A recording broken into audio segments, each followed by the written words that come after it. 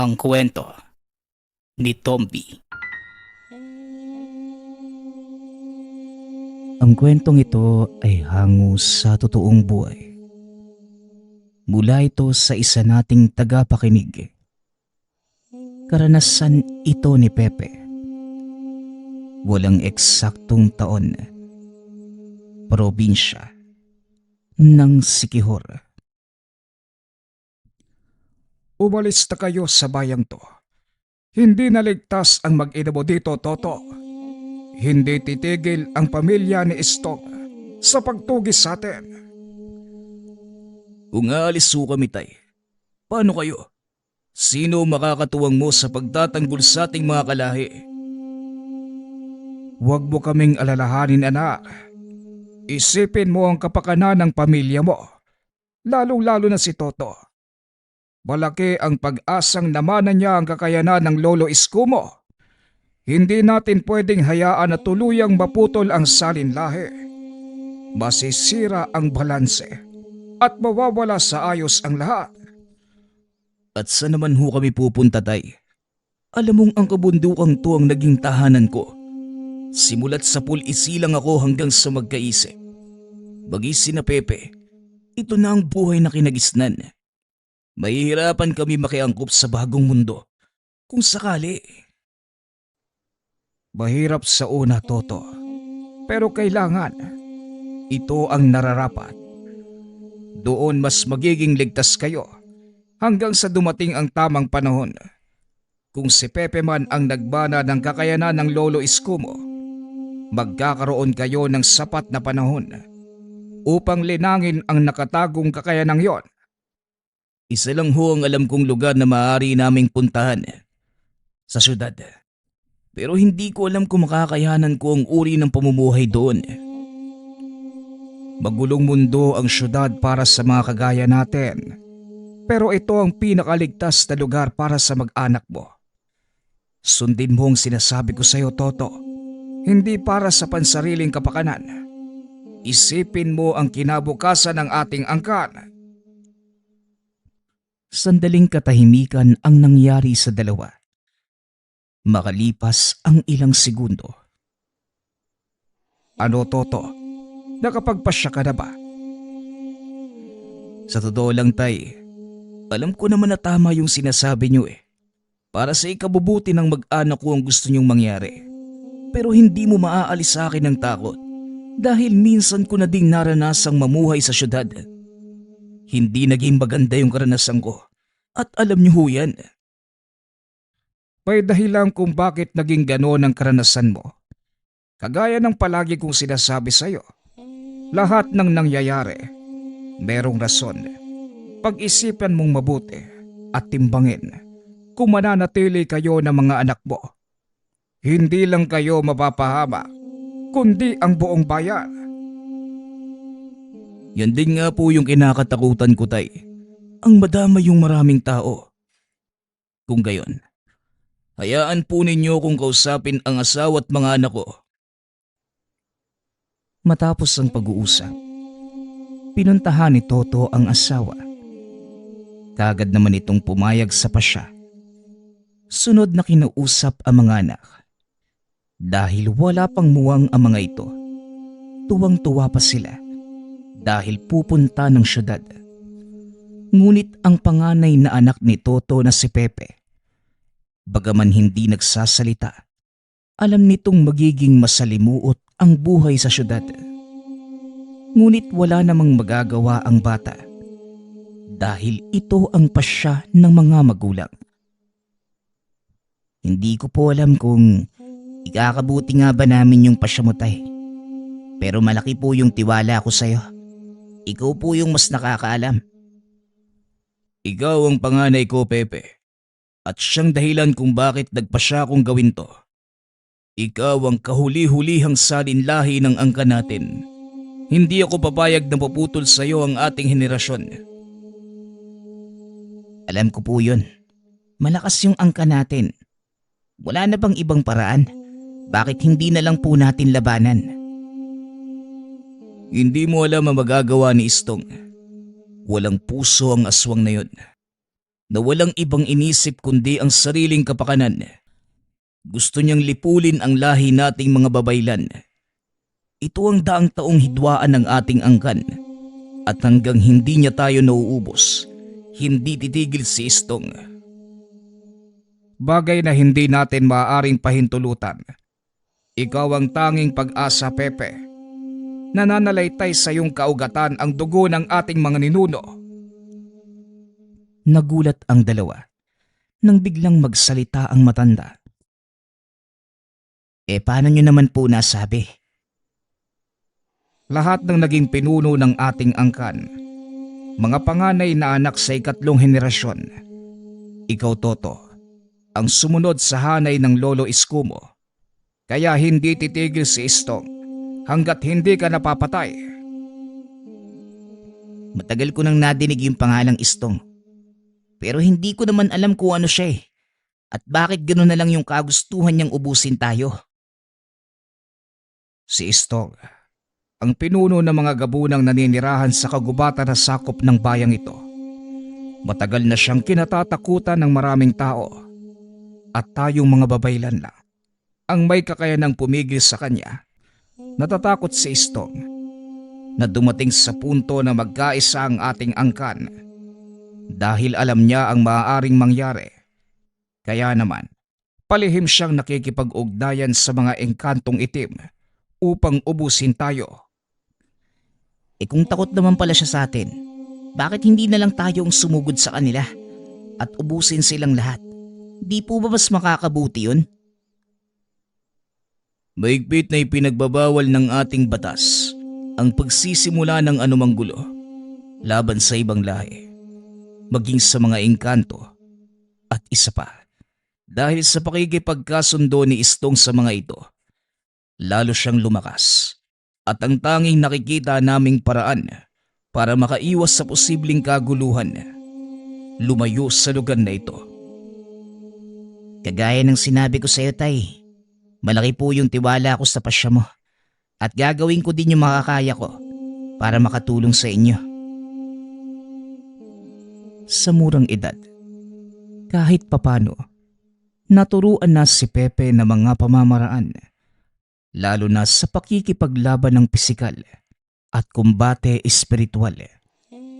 Biyasa sa larangang yun si Lolo Macario at ang ama naman, kilala bilang mahusay na mandirigma.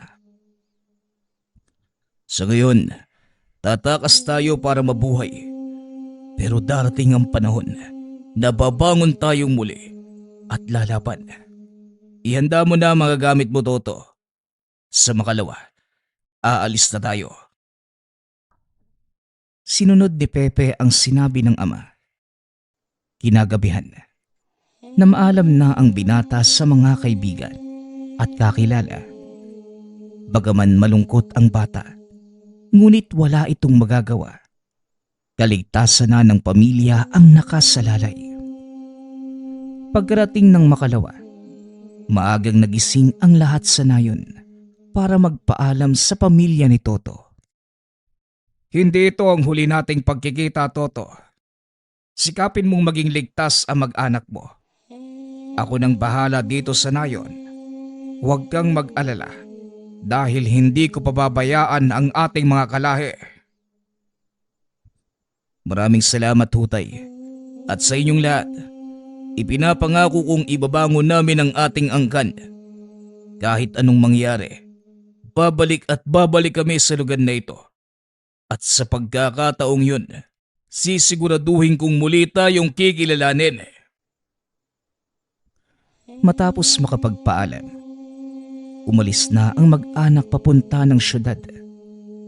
Habang nakatingin sa malayo, nagsasalita naman ang batang si Pepe. Balang araw, babalik ako at itatayo ko ang karangalan ng ating sityo. Inabot ng halos isang araw ang biyahe bago dumaong sa pantala ng Maynila. Iniikot ng bata ang tingin sa paligid. Dahil sa dami ng tao, hindi nito namalayang napahiwalay na sa mga magulang. Hawak ni Toto ang dalawa nitong kapatid. Sa pag-aakalang nakasunod lamang si Pepe, hindi na ito lumingon. Ngunit nang makalabas na sa pantalan, napansin nitong wala si Pepe sa likod. Kaya iniwanan ni Toto ang mag-ina sa sulok upang balikan ang bata. Mabuti na lang, tinandaan ni Pepe ang palaging sinasabi ng ama na wag aalis sa kinatatayuan kung hindi niya alam ang pupuntahan. Natagpuan niya itong nakatayo malapit sa isang poste. Dali-dali niya itong nilapitan. Ngunit napansin ni Toto na nagsasalitang mag-isa si Pepe. Nakatalikod sa kanya ang bata. Marahan itong naglakad. Hinawakan sa balikat si Pepe. O anak, sinong kausap mo? At bakit ka nandito? Tay, may nagtatanong kasi sa akin. Umalis na din naman. Nagtanong? Wala naman akong nakitang tao eh. Tara na, inaantay na tayo ng nanay mo. Doon nga po siya nagpunta tayo sa maraming tao. Di ko na nga po nakita eh. Ganun ba? O siya, tara na, at tatanghaliin na tayo. Hindi na nagsalita pa si Pepe. Sumunod na lamang sa ama. Bumalik ang mga ito sa naiwang ama at kapatid. Matapos tumuloy na sa pupuntahan, hindi kalayuan mula sa pantalan ang tirahan ng kaibigan ni Toto. Kaya nilakad na lamang nila ito. Sa kasamaang palad, wala na sa lugar na yon ang kaibigang si Lito. Ayon sa dating kapitbahay, hinuli ito ng pulis at kasalukuyang nakakulong. Pinuntahan ng mag-anak ang tahanan ni Lito. Nakasara ang pinto. Ginamit naman ito ang susing ibinigay ng kaibigan. Laking pasasalamat dahil bumukas ang pinto. Pagpasok ni Toto sa loob, nakita niyang halos hindi nagalaw ang mga kagamitan. Nanatili ito sa ayos. Simula nang una siyang bumisita. Ano kayang nangyari kay Lito? Bakit parang walang nakatira sa bahay niya sa loob ng ilang taon? Anong Teka, Toto, ikaw ba yan, iho? Napalingon si Toto nang madinig ang pamilyar na boses.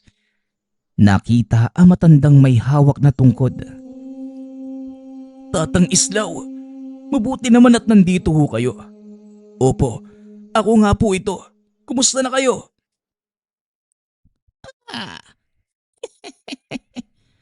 Heto, malakas pa sa kalabaw. Ikaw, saka sino ba tong mga kasama mo? Ang pamilya ko, ang asawa kong si Mila, ang panganay kong si Pepe, at ang dalawa kong anak. Mila, si Tatang Islaw nga pala, kaibigan namin ni Lito. Dali-dali namang nagmano ang mga anak sa matanda. Samantalang si Pepe naman, nakatingin sa labas. Pinagmamasdan ang mga kasing edad na kabataang naglalaro. Hanggang sa nakita ang matandang babaeng nakasuot ng itim na damit. Nakatayo ito sa isang sulok habang nagpapaypay ng pinagbabagang uling. Tila tumatagos ang paningin ni Pepe sa matanda. Kaya kagad nitong kinuha ang atensyon ng ama.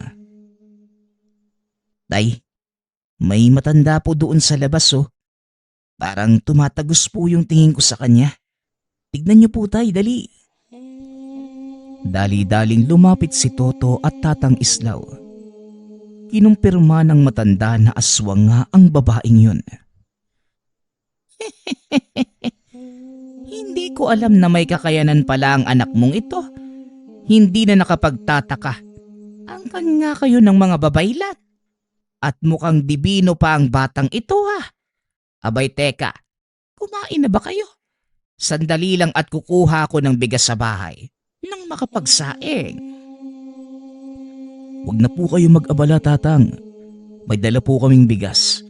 Ang kailangan na lang po namin ngayon, kalderong masasaingan. Dali-dali namang lumabas si Tatang Islaw upang kumuha ng kaldero at malinis na tubig. Matapos yun, patuloy na nagkwentuhan si Tatay Toto at Mang Islaw. Toto, baka pwede mo akong tulungan. Nagtitinda ako ng mga pangontra at banyo sa simbahan. Tuwing umaga, dumarami na yung mga parokyano ko. Minsan may mga nagpapagamot sa akin. At alam mo namang matanda na ako, hindi ba? Ang kaibigan mo si Lito naman. Ayun, binubuno pa yung sistensya. Oo nga pala Manong, bakit ho ba nakulong si Lito? Dali-daling tumayo ang matanda. Isinara ang bintana at pinto ng tahanan. Muli itong naupo at kwento ang nangyari kay Lito. Nagkaroon ng engkwentro si Lito sa isang mangkukulam. Nagawa niya itong talunin at napatay. Sa kasamaang palad walang sapat na ebidensyang magpapatunay na mangkukulam yung taong napatay. Kahit yung testimonya ng mga tao, hindi pinaniniwalaan ng mga otoridad. Kaya nakulong si Lito. Ilang taon naman ho ang sistensya niya? 2 taon. Ibinaba ng hukuman ng hatol dahil wala namang kamag-anak na nagsampa ng kaso. At kung magpapakabait siya sa loob, maaari pang mabigyan ng parol. Sana nga lang no. Pero pwede po ba natin siyang bisitahin sa loob? Oo, pwede naman. Sa makalawa, pupunta kami doon at… Hindi na naituloy ni Tatang Islaw ang sasabihin dahil may biglang kumatok sa pinto. Tatang buksan niyo ang pinto. Bilisan niyo. Si tatay, may nangyari kay tatay. Dali-daling binuksan ni Tatang Islaw ang pinto. Nakita nito ang kapitbahay na si Beloy. Namumutla, pawis na pawis. Pilit nitong hinahabol ang hininga habang sinasabi ang nangyari sa ama. Ayon dito, nakita niya ang tatay na nakahandusay sa sahig. Duguan. Patay na din ang ilan sa mga kasamahan na parang nilapa ng mabangis na hayop. At sino naman ang gagawa ng ganun sa tatay mo, iho? Iginagalang sa lugar na ito si Tonyo. Kaya hindi ako makapaniwalang may gagawa sa kanya ng ganun. Ang hinala po ng mga kasama niyang nakaligtas, mga taga-kabilang barangay. Pero base sa nakita ko, hindi taong may gawa nun Maghanda ka. Pupuntahan natin yung tatay mo. Toto, gusto mo bang sumama? Sige po tatang, sandali lang at magbibihis lang ako. Sasama din po ako. Gusto ko makita yung sinasabi ni Beloy Hindi na Toto, magpaiwan ka. Bantayan mo yung nanay mo. Hayaan mong sumama yung bata. Malay mo, meron naman siyang maitutulong. Wala nang nagawa si Toto dahil si Tatang Islaw na ang mismong nagsabi na isama ang anak. Dali-daling umalis ang mga ito, papunta sa tanggapan ng barangay. Nakitang inaasikaso na ito ng ilan sa mga kasamahan. Samantala, ang mga bangkay ng ilan sa mga tanod, isa-isa nang ikinakarga sa mga sasakyan. Pinagmasdan ni Pepe ang mga ito. Napagtanto na hindi tao ang may kagagawa ng pagpatay sa kanila. Sa palagay ko, malaki ang galit ng taong gumawa nito sa kanila. Ang tanong, sino? Hindi po tao yung may gawa nito, tatang. Base sa mga kalmot at malalaking bakas ng ngipin sa leeg, masasabi kong isang malaking aso ang pumatay sa kanila. Tama ang sinasabi ng bata. Malaking aso nga ang sumugod sa amin. Habang nagpupulong, tinangay nito ang isa sa mga kagawad ko. Tinangay? Paanong nangyari yon? Ano naman ang dahilan ng nilalang para tangayin ang kagawad mo, Tonyo? May atraso sa isang kilalang negosyante yung agawad na tinutukoy ko, Manong. Sa pagkakatanda ko, malaki yung utang sa pasugalan eh. Ilang beses na din ako nakatanggap ng sulat para sa kanya. Binalaan ko na siya noon pero hindi nakinig. Bakit? Sino ba yung taong to? Hawak ba niya ang buong syudad? Parang gano'n na nga. Walang nakakakilala kung sino siya. Pero kinakatakutan ng mga tao ang pangkat. May mga kwentong nagkalat tungkol sa kanila na hindi tinatabla ng bala. Inawat na ito ni Tatang Islaw dahil kailangan na nitong madalas sa paggamutan. O siya, mamaya na natin ituloy ang kwento. Magpasalamat ka na lang at nakaligtas ka, Tonyo. Huwag mong alalahanin si Beloy.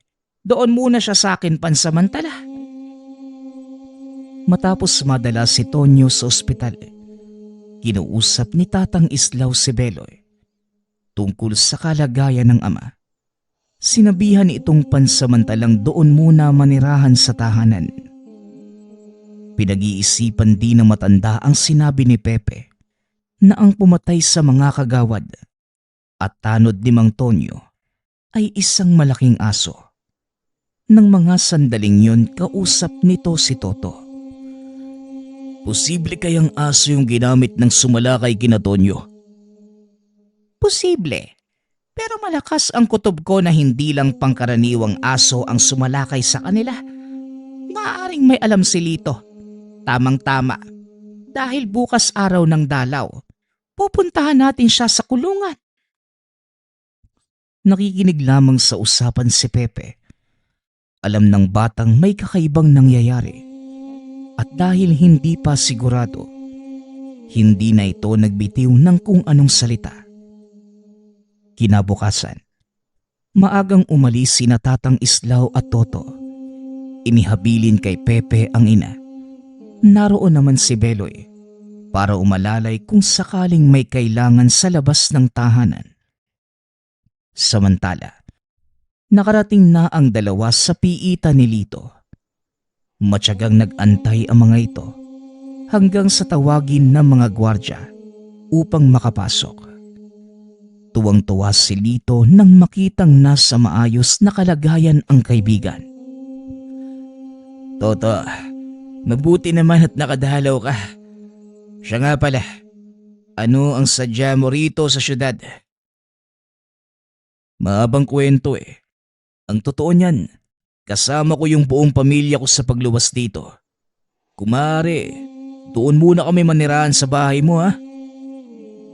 Nako, ano ka ba? Walang problema yon. Naroon naman si Tatang Islaw eh. Isa pa, mahaba-haba pa tong sistensya ko. Biglang nag-iba ang ekspresyon sa mukha ni Lito at nahalata naman ito ni Toto. Sabihin mo nga sa akin yung totoong nangyari. Kilala kita eh. Alam kong hindi mo magagawang pumatay nang walang sapat na dahilan. Alam kong kayo lang ni Tatang Islaw ang nakakaintindi sa mga sasabihin ko. Pero hindi tao ang napatay ko nung araw na yon eh. Pero syempre, hindi yon paniniwalaan ng mga otoridad. Lalo na at wala kang sapat na ebidensya para patunayan ang sinasabi mo. Yun nga ang mahirap, Tatang eh. Pero nandito na tayo. Wala na ako magagawa pa. Siya nga pala. Bakit nga ulit kayo lumuwas? Muling tanong ni Lito. Kaagad namang isinalaysay ni Toto ang nangyari sa pamilya. Istong, teka, parang nadinig ko na ang pangalang yan eh. Hindi ko lang maalala kung saan at kanino. Imposible yata yung sinasabi mo. Ngayon ko palang nabanggit sa'yo yung pangalang yun eh. Maliban na lang kung nagkakilala na kayo. Alam ko, Toto. At sigurado akong hindi ko yun narinig mula sa'yo. Hindi ko lang matandaan kung... Tama. Naalala ko na. Nadinig ko na din yan kay Tonyo. Kay Tonyo? Wala namang binanggit sa amin ng taong yun. Sa katunayan sinugod siya ng hindi kilalang nilalang kahapon. 4 sa mga kagawad at tanod ang napatay. May alam si Tonyo, Toto. Kung maaari, tanungin mo siya. Malakas ang kutob ko na konektado ang lahat ng ito. Simula sa pagkakakulong ko hanggang sa pagluwas niyo dito sa Maynila. Matapos ang pag-uusap na yon, binalikan ni Tatang Islaw si Tonyo. Kasalukuyan itong nagpapagaling sa ospital. Pagkarating sa silid, naroon ang kapulisan at inuusisa ito sa totoong nangyari. Ilang sandali pa, lumabas na ang mga otoridad. Kinuha ni Toto ang pagkakataon upang kausapin si Tonyo tungkol kay Istong.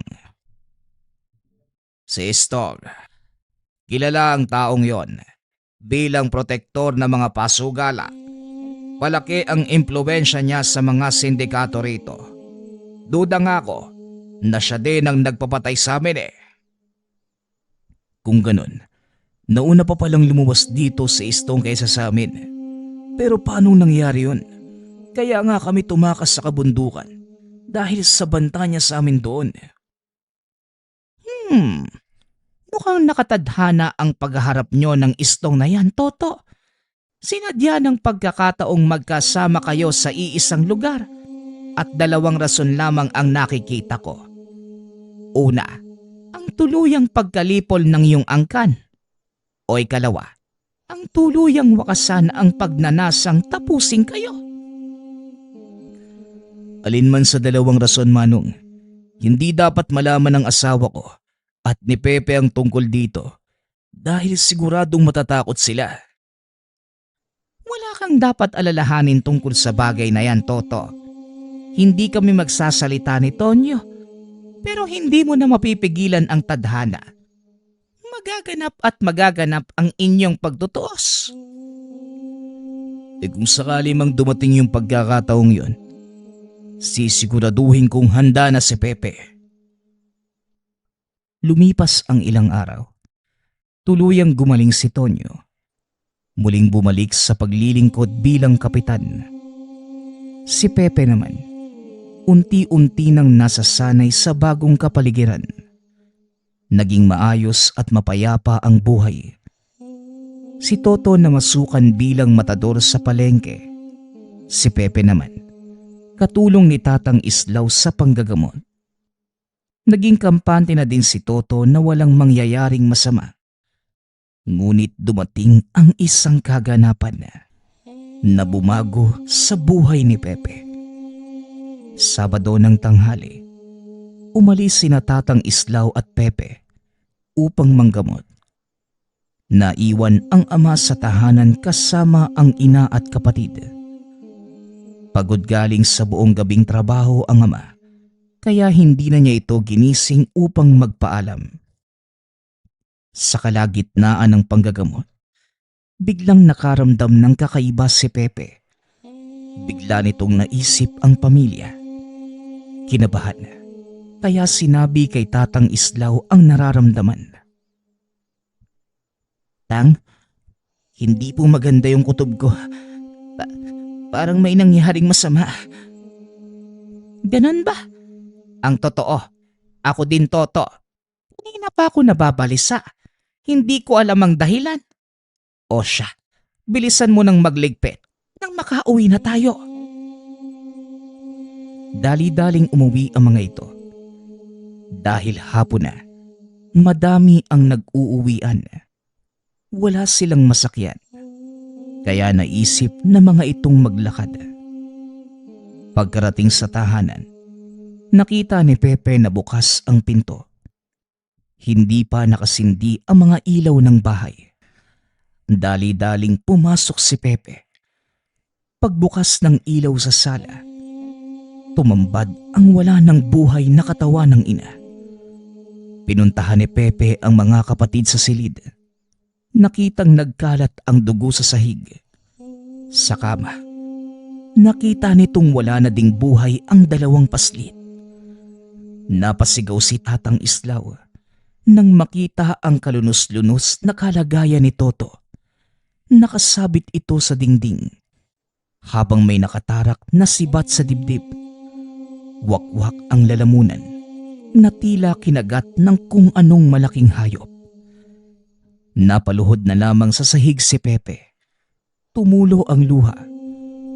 Walang salitang lumalabas sa bibig habang nakatitig sa wala ng buhay na ama.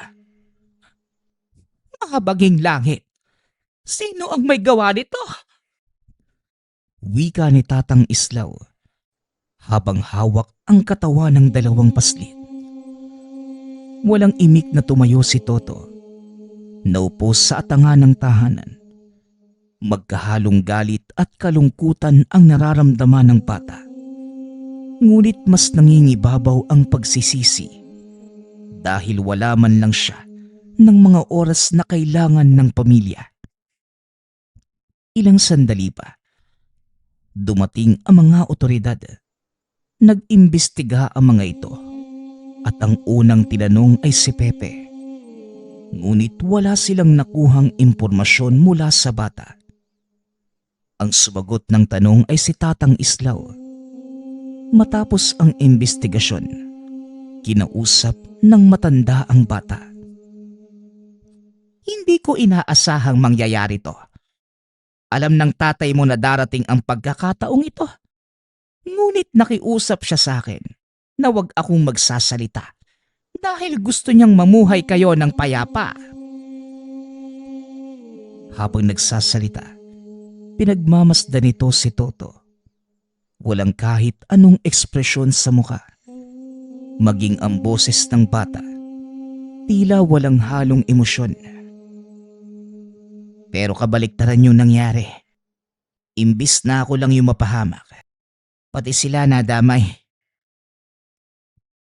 Matapos tumayo ito, naglakad palabas ng bakuran. Hindi na pinigilan pa ni Tatang Islaw ang bata. Sa halip, inutusan nito si Beloy na sundan ang kaibigan.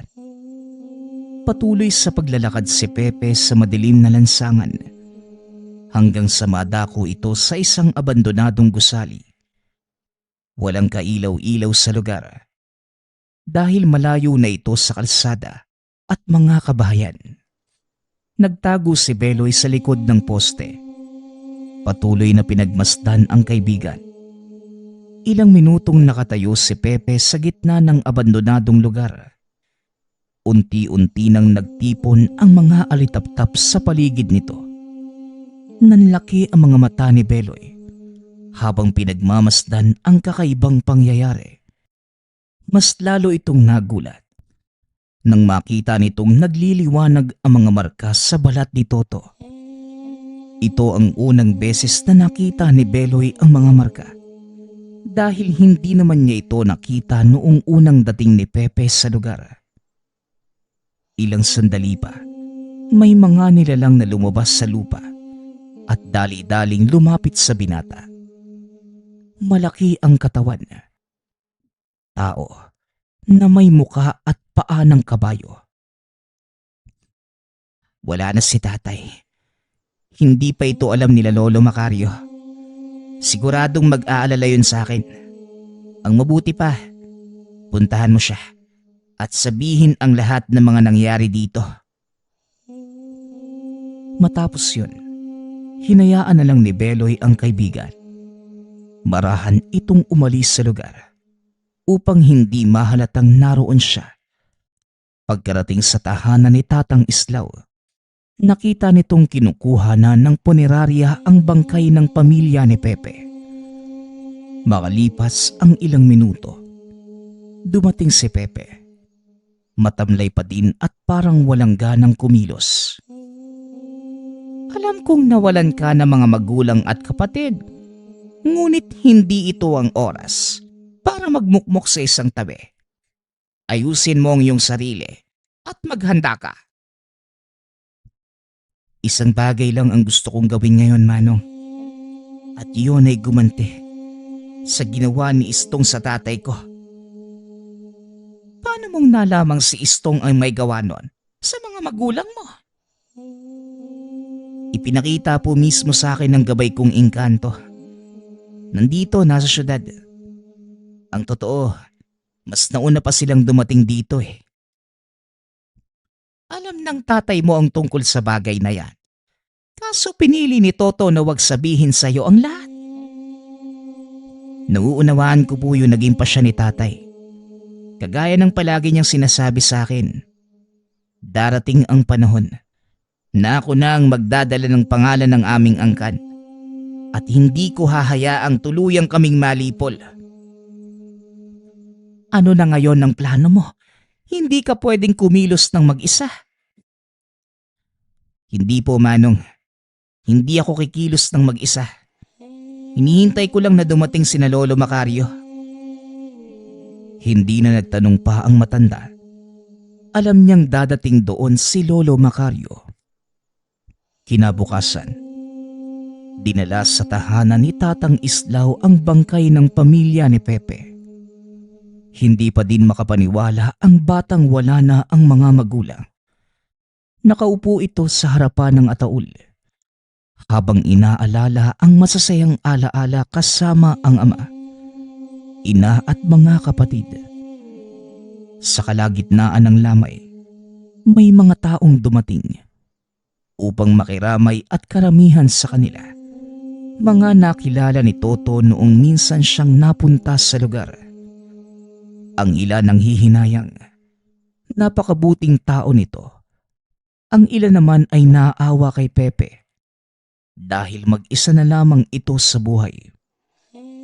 Abala sa pag-asikaso sa mga tao sina Tatang Islaw nang dumating ang pangkat na mga kalalakihan. Napansin ni Pepe na dali-daling pumasok ng tahanan si Mang Tonyo at hindi na muling lumabas. Tumayo ang bata at tinignan kung ano ang nangyayari. Mang Tonyo, ano po ba yung nangyayari? Bakit parang takot na takot kayo? Pepe, yan ang mga tauhan ni Istong. Nanlaki ang mga mata ni Pepe.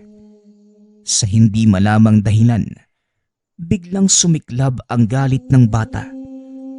Walang pagdadalawang isip itong lumabas at sinugod ang mga kalalakihang itinuro ni Mang Tonyo. Dito ipinamalas ni Pepe ang kakaibang lakas at bilis. Hindi makapaniwala si Tatang Islaw sa itinatagong lakas ni Pepe. 6 na kalalakihan ang dumating ng oras na yun. Ngunit mag-isa silang pinabagsak ni Pepe. Bagaman hindi alam ang kadahilanan, naghiyawan ang mga tao nang makita ang ginawa ng bata. Ang lalakas ng loob niyong pumunta sa lamay ng mga magulang ko. Hindi pa kayo nakontento nang patayin niyo sila? Ano pa bang gusto ninyo? Tumayo ang isa sa mga kalalakihan at nagsalita. Hindi pa tapos si Istong sa inyo. Hindi titigil ang pinuno namin hanggat hindi nauubos ang inyong angkan. Sisiguraduhin ko sa'yo na magkikita kayong dalawa. Iparating mo ito kay Istong. Naaantayin ko siya.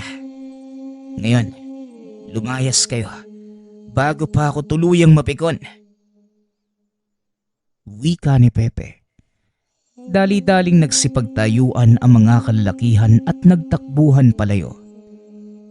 Nang mga sandaling yun, nasaksihan ni Tatang Islaw ang itinatagong lakas ng bata.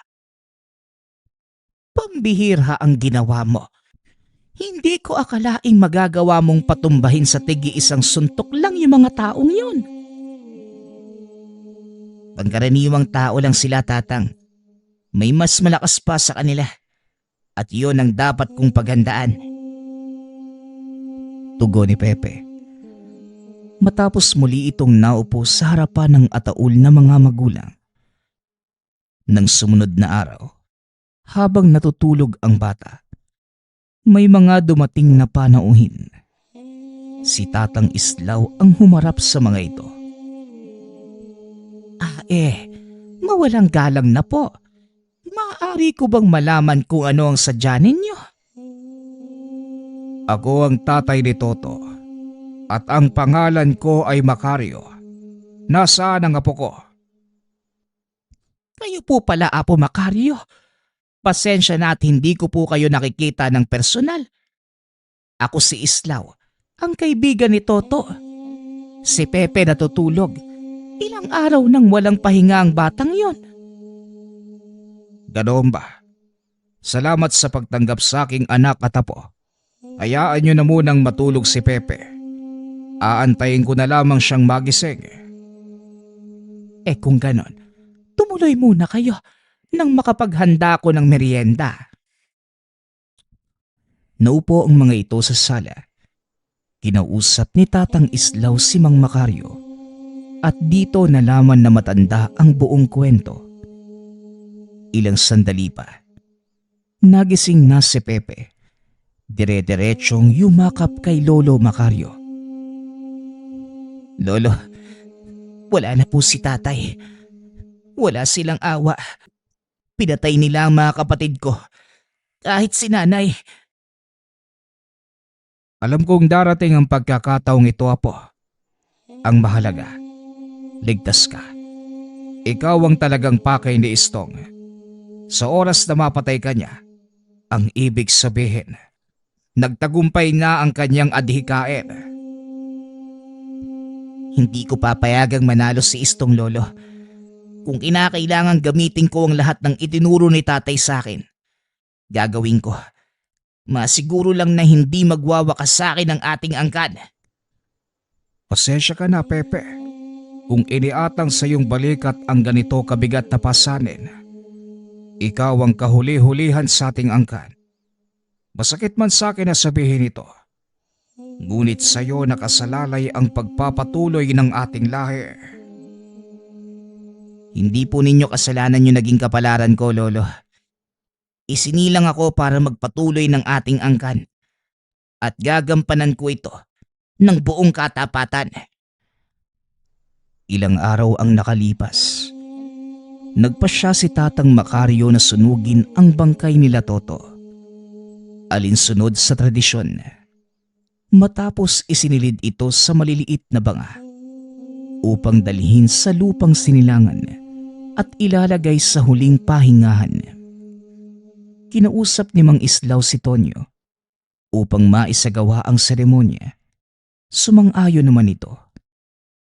Marami ang mga nakinood na mangha dahil ito ang unang pagkakataon na nakakita ng ritual ng libing ng mga babaylan. Matapos ang seremonya, pinag-usapan ni Mang Macario ang susunod na hakbang. Alam mo ang batas ng ating lahi, Pepe. Batas sa mata, ngipin sa ngipin. At ikaw ang magpapataw ng parusang kamatayan sa mga taong pumaslaw sa iyong pamilya. Alam ko po yun, Lolo. Kagaya ng sinabi ko, hindi ako hihinto hanggat hindi nabibigyan ng hustisya ang kamatayan nila tatay. Ano na ang balak mong gawin ngayon? Magpapatulong ako kay Mang Tonyo. Alam niya yung kinaroroonan ng grupo ni Istong eh. Sila ang nagsimula. Pwes, tayo ang tatapos. Matapos nilapitan naman ni Pepe si Mang Tonyo, pinakiusapan niya itong ituro ang lungga ni Istong sa syudad.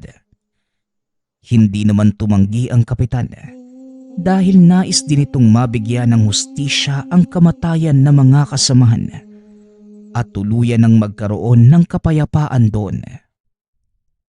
Sigurado ka bang kakayanin mo sila, Pepe?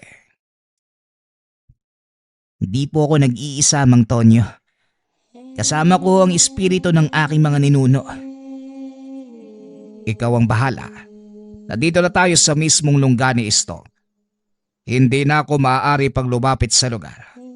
Pasensya ka na. Hindi ako kasing lakas at kasing tapang mo, Pepe. Natatakot din po ako, Manong. Pero hindi po ngayon yung oras para mangibabaw yung ganong emosyon. Mas malakas ang pagdanais ko na may paghiganti ang kamatayan nila tatay at nanay at ng mga kapatid ko. Namangha si Tonyo sa pinapakitang katapangan ng bata. Wala man lang itong naramdamang galit o anumang negatibong emosyon mula kay Pepe. Kung ganon, iiwanan na kita rito. Mag-iingat ka at sana makabalik ka ng ligtas sa amin. Kung ipag-aadya ng panahon at pagkakataon, makakabalik ako ng ligtas. Hindi ho ako nangangako, pero sisikapin ko. Salamat po, Mang Tonyo. Umalis na kayo at ako nang bahala rito. Dali-daling tumakbo ang kapitan, samantalang si Pepe naman tumuloy sa pagpasok sa kuta.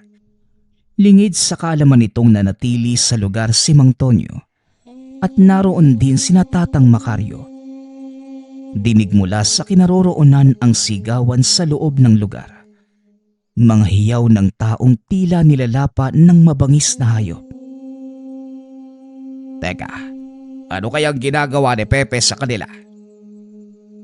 Hindi si Pepe ang may gawa niyan, kundi ang mga elementong alaga ng apo ko. Hindi ko na ikukwento sa inyo. May alagang 2 tikbalang ang apo ko at walang awas sa pagpatay ang mga ito, lalo na pagdating sa mga aswang. Minsan na ka itong ikwento sa akin ni Beloy. Ang akala ko, niloloko lang ako ng batang yon. Hindi ko alam na totoo pala ang sinasabi niya. Samantalang si Pepe naman, habang papasok ito sa mismong kinaroroonan ng kalaban, sinalubong ng napakadaming alagad. Hindi inakala ng binata na may malaking pugad na mga aswang sa syudad. Pinagpapatay ng mga alaga nitong tikbalang ang bawat sumalubong na kalaban. Hindi alintana ng bata ang dami ng kalaban. Nakatuon lamang ang isipan kay Istong at sa adhikaing matapos na ang ilang siglong kaguluhan sa lahi. Pinagpapatay ng mga tikbalang ang mga aswang. Walang nagawa ang mga ito. Sa lakas at bilis ng mga elemento, may ilang sinubukang lumapit sa kanya. Ngunit hindi nagtatagumpay ang mga ito dahil sa bilis at bangis ng mga tikbalang. Ilang sandali pa, tumahimik na ang lahat. Patuloy na nakikiramdam sina Mang Macario at Mang Tonyo. Nagpasya ang mga ito na sundan ng bata sa pag-aakalang tapos na ang kaguluhan. Pagpasok ng dalawa, nakita nilang nakapatong sa tumpok na mga patay na aswang si Pepe.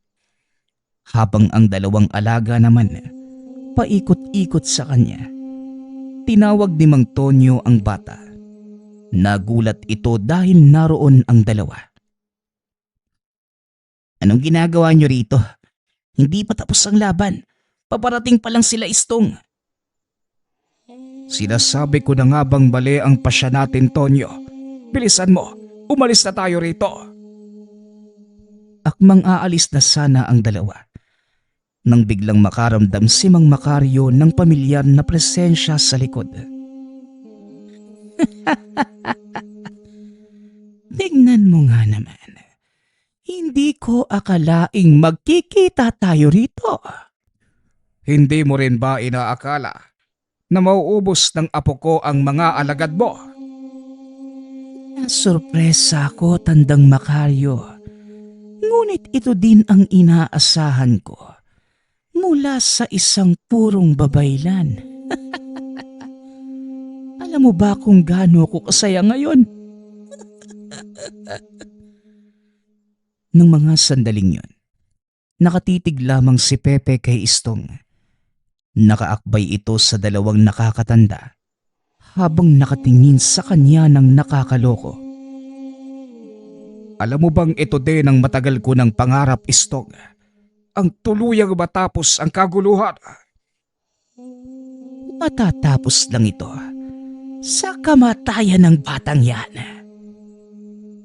Wika ni Istong habang nakaturo ang daliri kay Toto. Walang ibang mamamatay sa gabing ito, kundi ikaw at ang mga kalahi mo. Tumingin ka sa paligid. Hindi mo ba nakikita ang kasalukuyang sitwasyon? Wala na ang mga kasamahan mo. Mag-isa ka na lang. Sa tingin mo may magagawa ka ba? Hindi ko kailangan ang mahihinang nilalang.